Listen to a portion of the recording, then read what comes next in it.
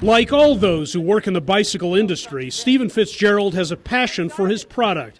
He builds and sells custom bikes, while like all business folks, navigating hurdles along the way. The big obstacle this year, tariffs.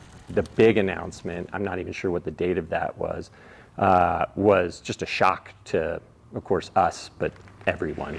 On April 2nd, U.S. President Donald Trump announced tariffs of at least 10% on most countries and much higher duties on places like China, a major supplier of bicycle parts and accessories. It's hard to plan around something that big or even know exactly how to react. The new baseline tariff on imports from China has since been lowered to 30%. That's on top of previous tariffs. It's still a problem for Stephen Kazmarek, who, like Fitzgerald, depends on Chinese carbon frames to build many of his bikes.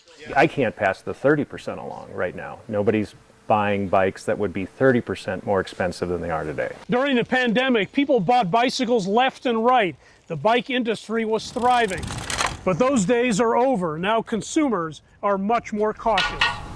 As are bike dealers. Anticipating higher costs, Fitzgerald shipped in product well before the tariff announcement.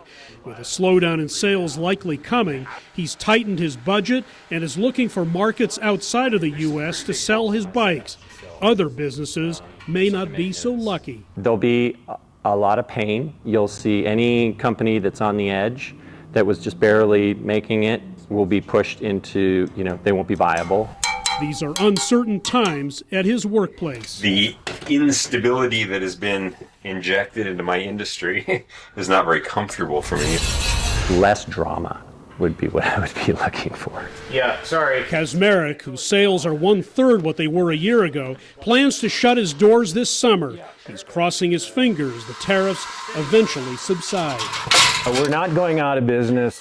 We are radically downsizing and selling off the remaining inventory with the hopes that we can get back in the game at some point in the future. A bike industry group has written President Trump asking for tariff relief, arguing that moving supply chains out of countries like China would be very difficult. Bringing jobs back to the U.S., I think, is a fantastic goal, but it has to be done very systematically, and you have to give businesses time.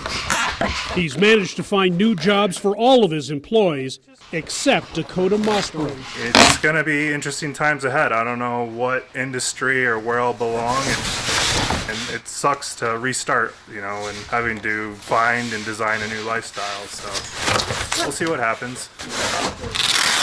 Hendrik, Sybrandy, CGTN, Morrison, Colorado.